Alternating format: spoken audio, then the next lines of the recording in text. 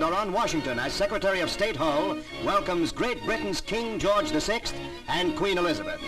This is the first time in history that ruling British monarchs have ever set foot in the capital of the nation that once formed a part of their empire.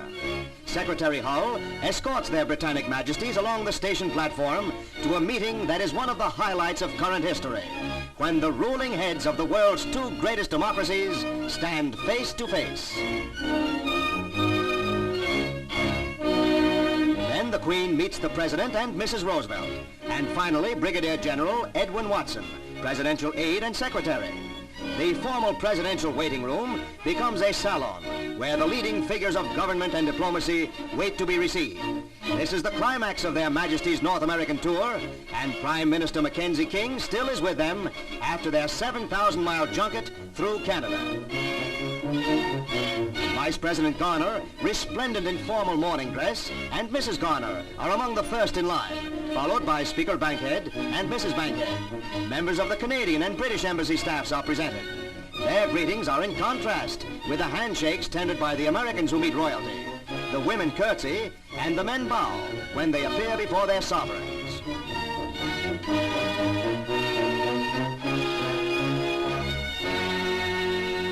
Outside the station, crowds wait to acclaim Roosevelts and royalty, who receive a 21-gun salute. The Queen and the First Lady are to ride together under the wilting sun that sends the mercury to 92. And with an escort of the 3rd and 10th Cavalry moving across Delaware Avenue toward the Capitol, the official procession starts through the Washington streets. Secret Service guards and special police details surround the car as it swings into Constitution Avenue on its route to the White House.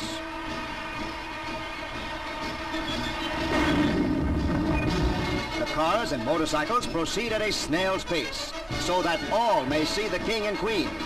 600,000 persons brave the heat to witness the most impressive welcome ever accorded Capitol visitors.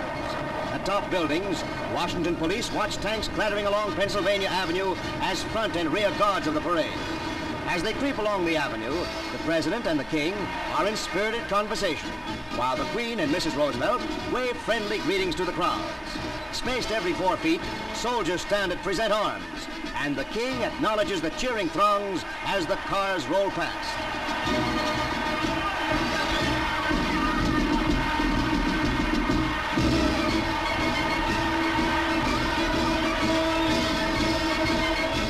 The official party swings through the gates of the White House grounds and around the drive to the southeast entrance of the Executive Mansion.